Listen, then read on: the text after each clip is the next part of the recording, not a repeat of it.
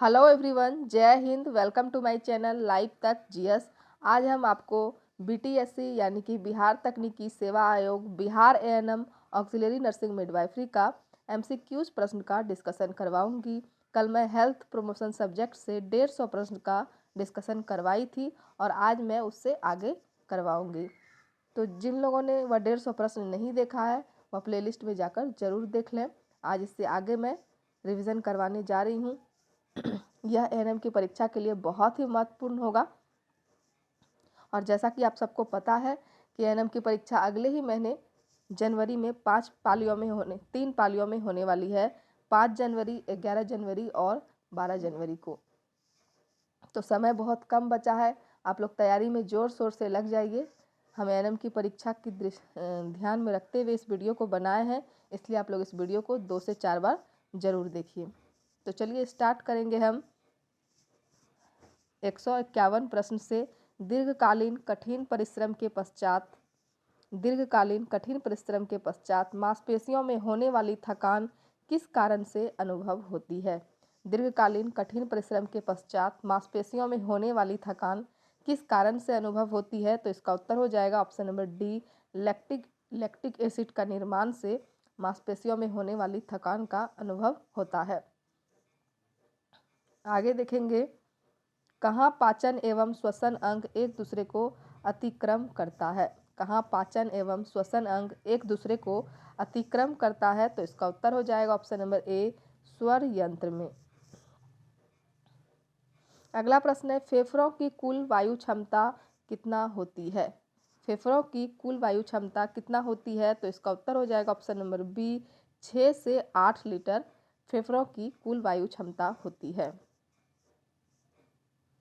अगला प्रश्न है, मानव शरीर के किस अंग में रुधिर ऑक्सीजन युक्त होता है? मानव शरीर के किस अंग में रुधिर ऑक्सीजन युक्त होता है? तो इसका उत्तर हो जाएगा ऑप्शन नंबर बी, फेफड़ा। अगला प्रश्न है, कौन सी वायवीय एवं अवायवीय श्वसन में समान है? कौन सी वायवीय एवं अवायवीय श्वसन में समान है? इसका उत्तर हो जाएगा option number B, glycolysis. Glycolysis जो है यह वायवीय एवं अवायवीय श्वसन में समान है। अगला प्रश्न है, एटीपी क्या है? एटीपी क्या है? तो इसका उत्तर हो जाएगा ऑप्शन नंबर सी, उच्च ऊर्जा सहित फॉस्फेट बंध का एक अणु है। एटीपी जो है यह उच्च ऊर्जा सहित फॉस्फेट बंध का एक अणु है। अगला प्रश्न है, कॉकरोच जल में जीवित नहीं रह सकता क्योंकि इसका श्वसन अंग है। कॉकरोच जल में जीवित नहीं रह सकता क्योंकि इसका श्वसन अंग वातक ट्रेकिया है। ऑप्शन नंबर बी इसका सही उत्तर हो जाएगा। अगला प्रश्न है, मछली का एयर ब्लैडर वायुआशय किस रूप में कार्य करता है? तो इसका उत्तर है ऑप्शन नंबर सी, सहायक श्वसन अंग और द्रव्य स्थैतिक अंग दोनों के रूप में कार्य करता है।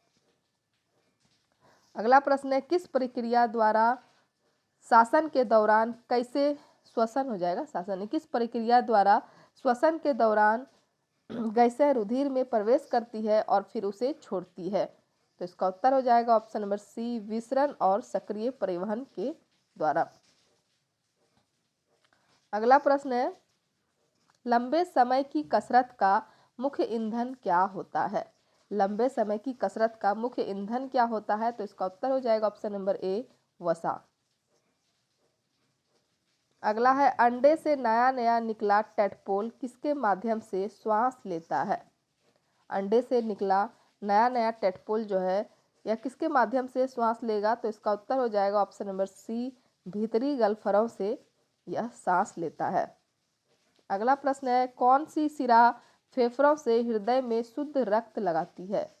कौन सी शिरा फेफड़ों से हृदय में शुद्ध रक्त लगाती है? तो इसका उत्तर हो जाएगा ऑप्शन नंबर बी, फुफ्फुस शिरा। अगला प्रश्न है, फ्लूरा किसका आवरण है? फ्लूरा किसका आवरण है? तो इसका उत्तर हो जाएगा ऑप्शन नंबर ए, फुफ्फुस या फेफड़ा का आवरण फ्लूरा है।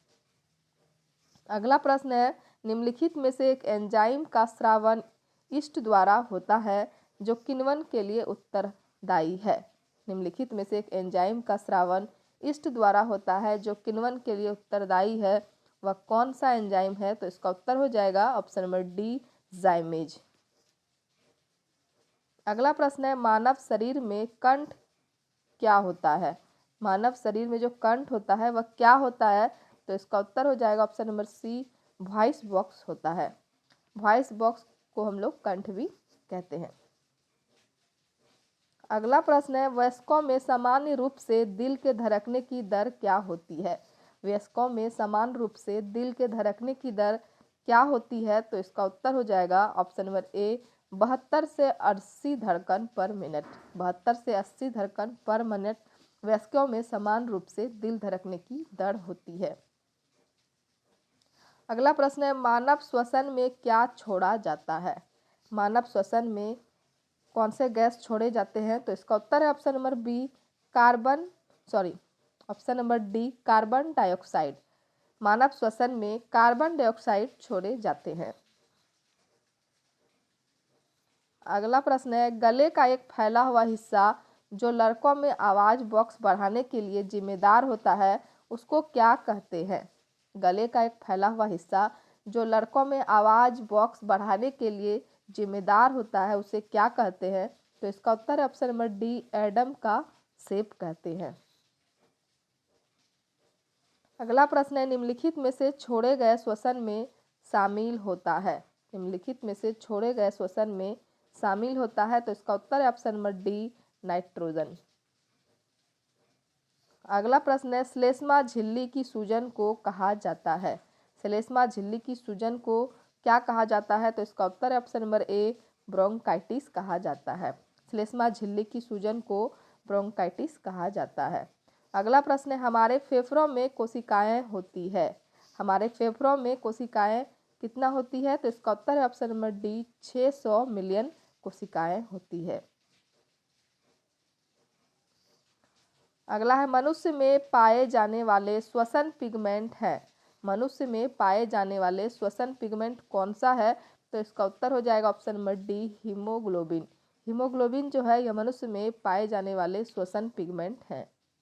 अगला प्रश्न है, ऊर्जा उत्पादन के दौरान ग्लूकोज का पाइरूवेट में विघटन कहा जाता है? ऊर्जा उत्पादन के दौरान ग्लूकोज का पाइरूवेट में विघटन को क्या कहेंगे? तो इसका उत्तर हो जाएगा ऑप्शन नंबर ए, कोशिका द्रव्य। अगला प्रश्न है, ऑक्सीजन O2 का उपयोग करके पाइरूवेट का विभाजन किसमें होता है? ऑक्सीजन का उपयोग करके पाइरूवेट का विभाजन होता है किसमें होता है? तो इसका उत्तर है ऑप्शन नंबर सी, माइटोकॉन्ड्रिया में होता है। अगला प्रश्न है, ऊर्जा उत्पादन के दौरान जब हमारी मांसपेशियों की कोशिकाओं में ऑक्सीजन की कमी होती है तो 6 कार्बन अणु कितने कार्बन अणु में परिवर्तित हो जाता है? तो इसका उत्तर हो जाएगा, कितने कार्बन अणु में परिवर्तित हो जाता है? तो इसका उत्तर है ऑप्शन नंबर बी, 3 कार्बन अणु में परिवर्तित हो जाता है। अगला प्रश्न है, वर्ग के प्राणियों में श्वसन गलफड़ों अथवा फेफड़ों द्वारा होता है? वर्ग के प्राणियों में श्वसन गलफड़ों अथवा फेफड़ों द्वारा होता है। तो इस किस वर्ग के प्राणियों में? तो इसका उत्तर है ऑप्शन नंबर डी, अभयचर। अगला है, अगला है, निश्वासन द्वारा होता है? निश्वासन द्वारा होता है किसके द्वारा होता है? तो इसका उत्तर हो जाएगा ऑप्शन नंबर बी, फेफड़ों की अवस्थिति जो है इससे निश्वासन होता है, इसी के द्वारा होता है। अभी हम श्वसन तंत्र से संबंधित अभी सारा वस्तुनिष्ठ प्रश्न बताएंगे और यह सभी हेल्थ प्रमोशन सब्जेक्ट से है, तो यह बहुत ही इम्पोर्टेंट होगा यह सब आपको एएनएम के परीक्षा के लिए। इसीलिए इसको आप लोग बीच में छोड़कर नहीं जाएं, पूरा वीडियो लास्ट तक देखें। और जो भी लोग चैनल में नए जुड़े हैं हमारे चैनल को सब्सक्राइब कीजिए। अगला प्रश्न है,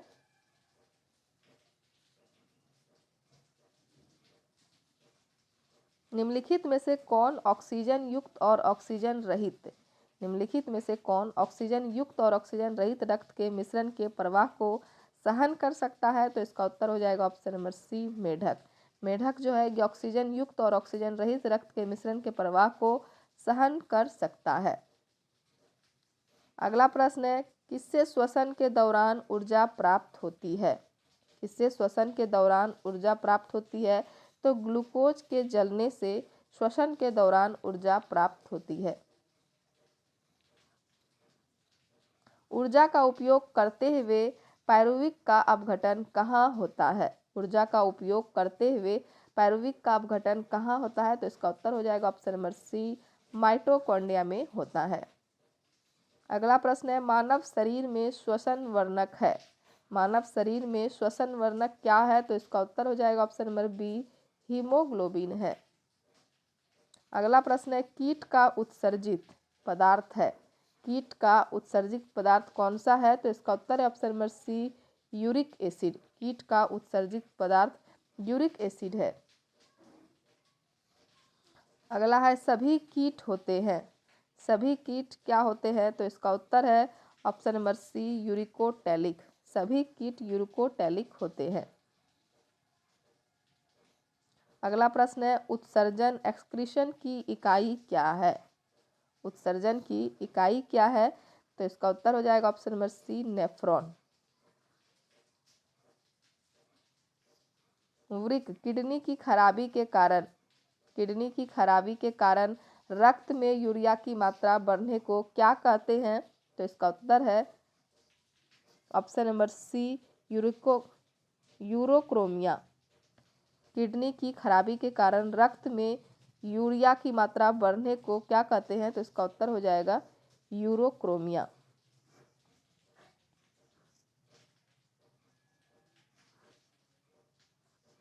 अगला प्रश्न हो जाएगा, पक्षी होते हैं। पक्षी क्या होते हैं? तो इसका उत्तर है ऑप्शन नंबर सी, यूरिकोटैलिक। पक्षी जो होते हैं यह यूरिकोटैलिक होते हैं। मनुष्य के वृक्क में पथरी बनती है। मनुष्य के वृक्क में पथरी बनती है। तो इसका उत्तर हो जाएगा ऑप्शन नंबर डी, वृक्क के पैल्विक में ऑक्सलेट जैसे लवणों के क्रिस्टलों से।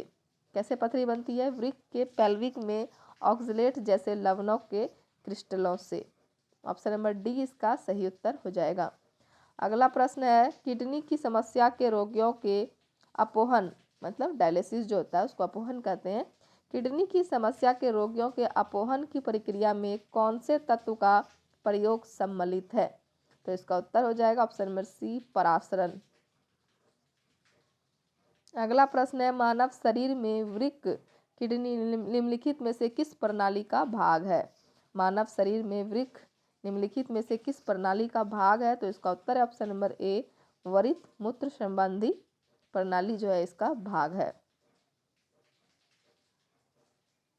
अगला प्रश्न है, ट्रेडमिल टेस्ट। ट्रेडमिल टेस्ट जो है यह कौन से चिकित्सा से संबंधित है? तो ट्रेडमिल टेस्ट हम लोग हृदय के लिए करते हैं। Option number A, treadmill test जो है यह हृदय के लिए किया जाता है। तो इसका उत्तर हो जाएगा ऑप्शन नंबर ए। अगला प्रश्न है, मूत्र का पीला रंग। मूत्र का पीला रंग किसकी मौजूदगी के कारण होता है? तो इसका उत्तर हो जाएगा ऑप्शन नंबर डी, यूरोक्रोम की मौजूदगी के कारण मूत्र का रंग पीला होता है। अगला प्रश्न है, गुर्दे किडनी का कार्यात्मक यूनिट क्या है? गुर्दे जो है किडनी हमारा उसका कार्यात्मक यूनिट क्या होगा? तो इसका उत्तर हो जाएगा ऑप्शन नंबर सी, नेफ्रॉन। अगला प्रश्न है, हमारे शरीर में त्वचा की सतह के नीचे मौजूद वसा किसके विरुद्ध अवरोधक का कार्य करती है? तो इसका उत्तर है ऑप्शन नंबर ए, शरीर से ऊष्मा की क्षति। शरीर से ऊष्मा की क्षति इसका सही उत्तर हो जाएगा। अगला प्रश्न है, निम्न में से किसका संबंध वृक्क अव्यवस्था के साथ है? निम्न में से किसका संबंध वृक्क अव्यवस्था के साथ है? तो इसका उत्तर हो जाएगा डायलिसिस। ऑप्शन नंबर बी, अपोहन डायलिसिस। अगला प्रश्न है, आहार का सबसे महत्वपूर्ण कार्य है। आहार का सबसे महत्वपूर्ण कार्य क्या है? ऊर्जा प्राप्त करना। ऑप्शन नंबर ए इसका सही उत्तर होगा। अगला है, हरित ग्रंथियां किससे संबंधित है? हरित ग्रंथियां किससे संबंधित है? तो इसका उत्तर हो जाएगा ऑप्शन नंबर बी, उत्सर्जन से संबंधित है। हरित ग्रंथियां उत्सर्जन से संबंधित हैं। अगला प्रश्न है, निम्न में से मानव शरीर का वह कौन सा अंग है जो जल के संतुलन के लिए उत्तरदायी है? निम्न में से मानव का वह कौन सा अंग है जो जल के संतुलन के लिए उत्तरदायी है? तो इसका उत्तर हो जाएगा ऑप्शन नंबर ए, गुर्दे। अगला है, मानव मूत्र क्या है? मानव मूत्र जो है यह क्या हो जाएगा? तो इसका उत्तर हो जाएगा ऑप्शन नंबर सी, न्यूट्रल है।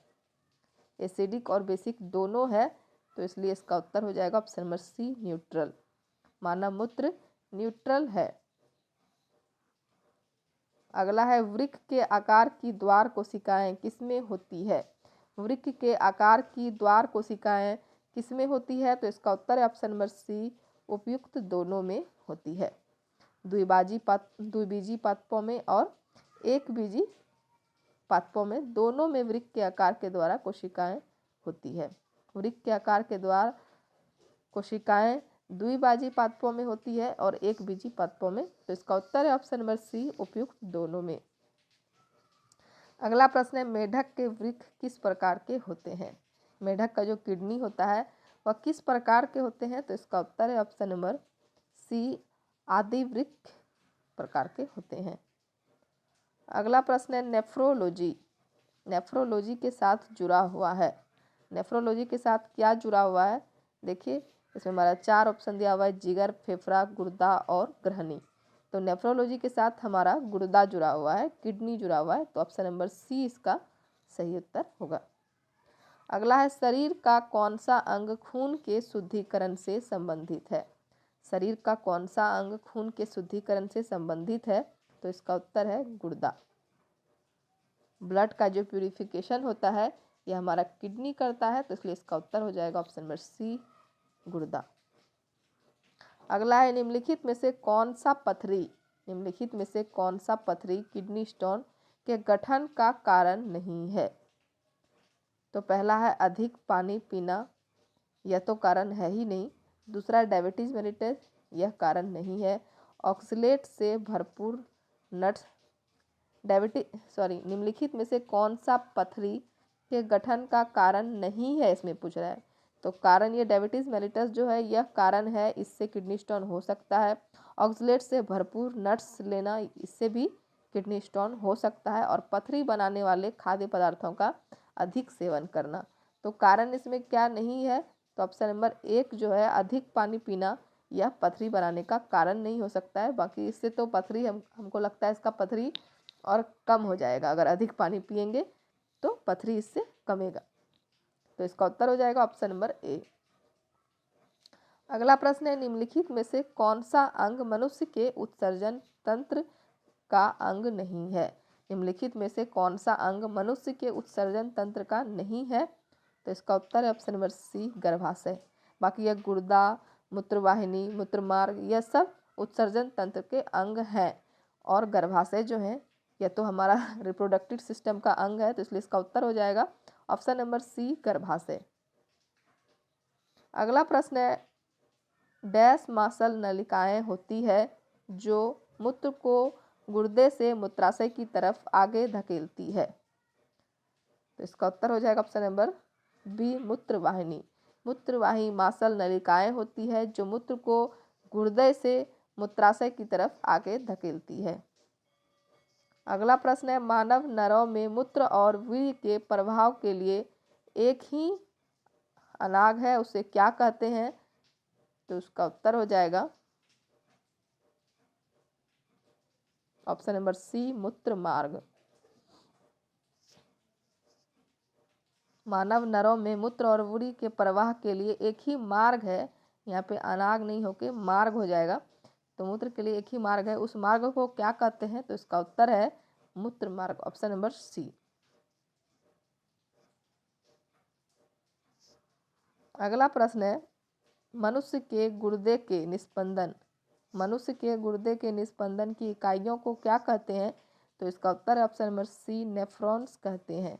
मनुष्य के गुर्दे के निस्पंदन की इकाइयों को नेफ्रॉन्स कहते हैं, ऑप्शन नंबर सी इसका सही उत्तर होगा। अगला प्रश्न है, शरीर में सबसे बलशाली पेशी पाई जाती है? सबसे बलशाली पेशी शरीर में कहाँ पाई जाती है? तो इसका उत्तर हो जाएगा ऑप्शन नंबर सी, जबड़े में पाई जाती है। और अगला प्रश्न है, बाह्य कर्ण का कठोर लचीला भाग बना होता है। किस चीज़ का बना होता है? बाह्य कर्ण का कठोर लचीला भाग जो है यह उपास्थि का बना होता है। ऑप्शन नंबर सी इसका सही उत्तर है। अगला प्रश्न है, खरगोश तथा मनुष्य में सबसे छोटी हड्डी कौन सी है? खरगोश तथा मनुष्य में सबसे छोटी हड्डी जो है यह स्टेपिस है। ऑप्शन नंबर डी इसका सही उत्तर है। सबसे छोटी स्टेपिस और सबसे बड़ी जो है वह फीमर है और वह हमारे जांघ में होती है। और यह स्टेपिस जो है यह कान में यह हड्डी होती है।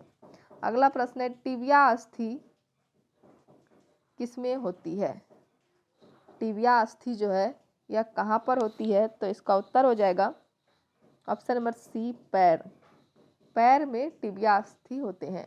टिबिया और फिबुला जो होता है यह पैर में होता है। तो यहाँ पे स्टेपिस दे दिया है, यह गलत है। यहाँ पे स्टेपिस नहीं होगा। इसका उत्तर हो जाएगा टिबिया अस्थि हमारे पैर में होती है। ऑप्शन नंबर सी इसका सही उत्तर है। अगला प्रश्न है, शरीर की सबसे बड़ी हड्डी कौन सी है? अभी हम आपको बताए थे जस्ट, शरीर की सबसे बड़ी हड्डी फीमर होती है जो हमारे जांघ में होती है। ऑप्शन नंबर बी इसका सही उत्तर है। अगला प्रश्न है, मानव शरीर के किस अंग में हड्डियों की संख्या सर्वाधिक है? मानव शरीर के किस अंग में हड्डियों की संख्या सर्वाधिक है? तो इसका उत्तर हो जाएगा ऑप्शन नंबर डी, कशेरुकाय। कशेरुकाय जो है इसमें हड्डियों की संख्या सर्वाधिक है। अगला प्रश्न है, मानव शरीर में फेशियल हड्डियों की संख्या कितनी होती है? मानव शरीर में फेशियल हड्डी जो होते हैं उसकी संख्या कितनी होती है? तो इसका उत्तर हो जाएगा ऑप्शन नंबर डी, 14 होती है। फेशियल बोन जो है 14 होती है, इसका उत्तर हो जाएगा। अगला प्रश्न है, मांसपेशियां संकुचन में जब मांसपेशी छोटी हो जाती है तो उसे क्या कहते हैं? तो इसका उत्तर हो जाएगा ऑप्शन नंबर सी, उसे आइसोमेट्रिक कहते हैं। मांसपेशियां संकुचन में जब मांसपेशी छोटी हो जाती है तो उसे आइसोमेट्रिक कहते हैं। अगला है, निम्नलिखित में कौन मानव शरीर में सबसे लंबी और भारी हड्डी है? निम्नलिखित में कौन मानव शरीर में सबसे लंबी और भारी हड्डी है? तो इसका उत्तर हो जाएगा ऑप्शन नंबर डी, फीमर जो है यह सबसे लंबी और सबसे भारी हड्डी है। अगला प्रश्न है, शरीर की सबसे मजबूत स्नायु कौन सी है? शरीर की सबसे मजबूत स्नायु कौन सी है? तो इसका उत्तर है ऑप्शन नंबर बी, सोलियम। अगला है, कुहनी की संधि को मोड़ने, फ्लेक्शन एवं विस्तार उसको एक्सटेंशन कहते हैं। कुहनी की संधि को मोड़ने एवं विस्तार में कौन सी मांसपेशी सहायक है? कुहनी की संधि को मोड़ने एवं विस्तार में कौन सी मांसपेशी सहायक है? तो इसका ऑप्शन हम लोग देखेंगे इसमें कौन सी है। तो इसका उत्तर हो जाएगा ऑप्शन नंबर सी, बाइसेप्स एवं ट्राइसेप्स।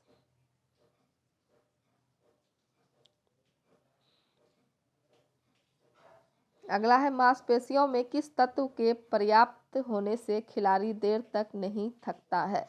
मांसपेशियों में किस तत्व के पर्याप्त होने से खिलाड़ी देर तक नहीं थकता है? तो इसका उत्तर है ऑप्शन नंबर बी, ग्लाइकोजन। अगला प्रश्न है, मेरुदंड वर्टेब्रल हड्डियों की संख्या होती है। मेरुदंड वर्टेब्रल हड्डियों की संख्या कितनी होती है? तो इसका उत्तर है ऑप्शन नंबर ए, 33 होती है। अगला प्रश्न है, त्वचा से प्रतिदिन पानी खर्च होता है लगभग कितना? 400 मिलीलीटर। त्वचा से प्रतिदिन पानी खर्च होता है लगभग 400 मिलीलीटर। अगला प्रश्न है, ह्यूमरस हड्डी स्थित है। ह्यूमरस हड्डी कहाँ स्थित है? तो इसका उत्तर हो जाएगा ऑप्शन नंबर ए, ऊपर लिम्ब में ह्यूमरस हड्डी स्थित होती है। अगला प्रश्न है, मनुष्य का अंगूठा बाकी उंगलियों की अपेक्षा अधिक स्वतंत्रता से गति करता है क्योंकि इसमें उपस्थित होती है सैंडल संधि। ऑप्शन नंबर 4 इसका सही उत्तर हो जाएगा। अगला प्रश्न है, प्रत्यस्थ उत्तक जो हड्डियों को एक साथ पकड़े रहते हैं उन्हें क्या कहते हैं? तो उसका उत्तर हो जाएगा ऑप्शन नंबर ए, स्नायु उसे कहते हैं। अगला प्रश्न है, नवजात शिशु में कितनी हड्डियां होती है? नवजात शिशु में कितनी हड्डियां होती है? तो इसका उत्तर हो जाएगा, देखिए चारों ऑप्शन, इसका उत्तर है ऑप्शन नंबर डी 300। नवजात शिशु में 300 हड्डियां होती है। बीज जो प्रतिवर्ष बदल जाता है वह क्या कहलाता है? बीज जो है वो प्रतिवर्ष बदल जाता है, वह संकर बीज कहलाता है। ऑप्शन नंबर डी इसका सही उत्तर होगा। अगला है, मानव शरीर में कितनी हड्डियां होती है? तो यह तो सभी को पता होगा, ऑप्शन नंबर डी 206 हड्डी मानव शरीर में होती है। यह तो हम लोग बचपन से ही पढ़ते हुए आ रहे हैं। अगला प्रश्न है, सामान्यतः टूटी हड्डियों को सेट करने के लिए प्रयोग किए जाने वाले प्लास्टर ऑफ पेरिस का रासायनिक नाम क्या है? सामान्यतः टूटी हड्डियों को सेट करने के लिए प्रयोग किए जाने वाले प्लास्टर ऑफ पेरिस का रासायनिक नाम क्या है? तो इसका उत्तर हो जाएगा option number B calcium sulphate.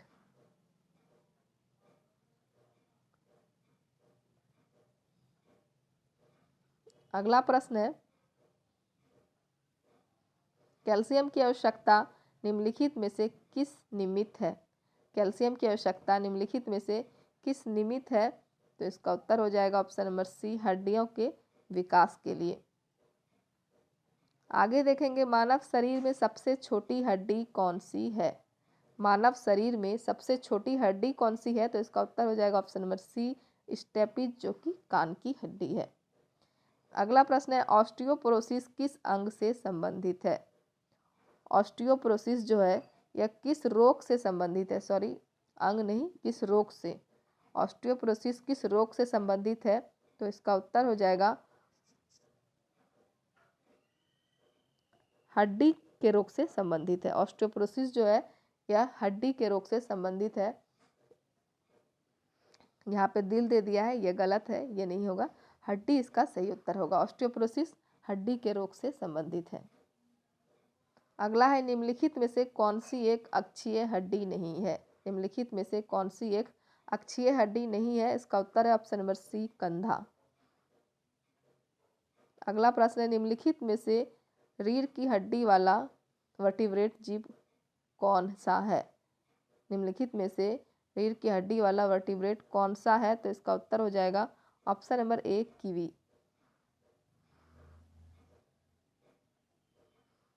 अगला है, मानव शरीर में दो हड्डियां आपस में कैसे जुड़ी रहती है? तो इसका उत्तर हो जाएगा ऑप्शन नंबर बी अस्थिबंध लिगामेंट से जुड़ी होती है।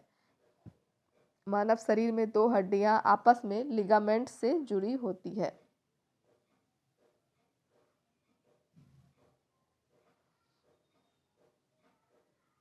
अगला प्रश्न हो जाएगा, एक मानव हड्डी को जोड़ नहीं है, सॉरी, एक मानव हड्डी का जोड़ नहीं है, कौन? तो इसका उत्तर हो जाएगा ऑप्शन नंबर सी मैक्रो जो है यह एक मानव हड्डी का जोड़ नहीं है। अगला प्रश्न है, मनुष्य के शरीर में वर्टेब्रा निम्न में से किसका भाग है? मनुष्य के शरीर में वर्टेब्रा जो है यह निम्न में से किसका भाग है? तो इसका उत्तर हो जाएगा ऑप्शन नंबर सी रीढ़ की हड्डी का भाग है। मनुष्य के शरीर में वर्टेब्रा रीढ़ की हड्डी का भाग है। अगला प्रश्न है, हमारा दंतवल्क इनामल से बना होता है, किससे बना हो जाता है? इसका उत्तर है ऑप्शन नंबर ए कैल्शियम फॉस्फेट से बना होता है।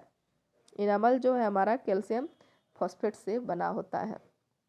अगला है, किसमें प्रचुर मात्रा में सफ़ेद फाइबर पाए जाते हैं? तो इसका उत्तर हो जाएगा ऑप्शन नंबर बी सिराओं में प्रचुर मात्रा में सफ़ेद फाइबर पाए जाते हैं। अगला प्रश्न है, हमारे कानों में किसकी उपस्थिति के कारण जो एक प्रकार का संयोजी उत्तक है कानों को मोड़ा जा सकता है? तो इसका उत्तर है ऑप्शन नंबर सी उपास्थियों। हमारे कानों में उपास्थियों की उपस्थिति के कारण यह एक प्रकार की संयोजी उत्तक है और इसे मोड़ा जा सकता है। अगला प्रश्न है, दो अस्थियां एक दूसरे से किसी अन्य संयोजी उत्तक द्वारा जुड़ी हो सकती है जिसे कहा जाता है? जिसे क्या कहा जाता है? इसका उत्तर स्नायु कहा जाता है। ऑप्शन नंबर ए इसका सही उत्तर होगा। अगला प्रश्न है, कान के अंदर कंपन 3 हड्डियों द्वारा प्रवर्धित होता है, जैसे बीच वाले कान में। जैसे कौन से बीच वाले कान में? तो इसका उत्तर हो जाएगा option number D, hammer, anvil और स्टिर्प। कान के अंदर कंपन 3 हड्डियों द्वारा प्रवर्धित होता है और वह हड्डी है हैमर, एनविल और स्टिर्प, जो बीच वाले कान में होते हैं। अगला प्रश्न है, ज्वाइंट पर हड्डी की सतह को मुलायम करती है। ज्वाइंट पर हड्डी की सतह को कौन मुलायम करती है? तो इसका उत्तर हो जाएगा ऑप्शन नंबर सी, कार्टिलेज जो है यह मुलायम करती है। अगला प्रश्न है, किस अवस्था में एरिथ्रोब्लास्टोसिस फिटलेस रोग गर्भपात कर सकता है? तो इसका उत्तर है option number C, RH positive पति होगा और RH नेगेटिव पत्नी होगी, तो इस अवस्था में गर्भपात हो सकता है। अगला प्रश्न है, हीमोग्लोबिन में कौन सी धातु होती है? हीमोग्लोबिन में कौन सी धातु होती है? तो इसका उत्तर हो जाएगा ऑप्शन नंबर सी, Fe+2।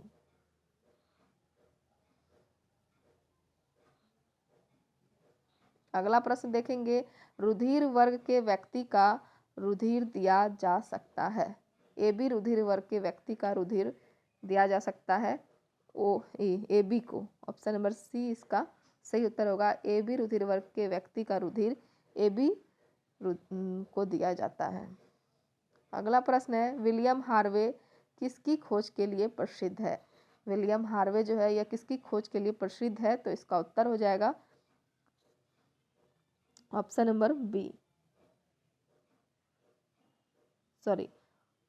नंबर सी इसका सही उत्तर होगा। रक्त परिसंचरण की खोज के लिए विलियम हार्वे प्रसिद्ध है। रक्त स्कंदन रही रक्त परिसंचरण।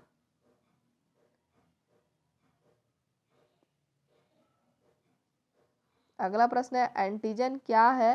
तो इसका उत्तर हो जाएगा ऑप्शन नंबर सी, एंटीबॉडी के निर्माण हेतु उत्प्रेरक। एंटीजन जो है यह एंटीबॉडी के निर्माण हेतु उत्प्रेरक है।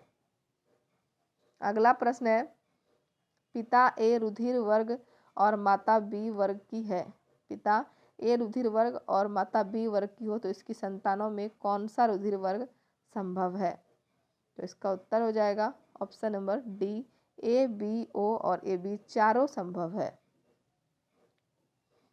अगला है, RH फैक्टर के खोजकर्ता कौन है? तो इसका उत्तर हो जाएगा ऑप्शन नंबर डी, लैंडस्टीनर एवं बीनर जो है यह RH फैक्टर के खोजकर्ता हैं।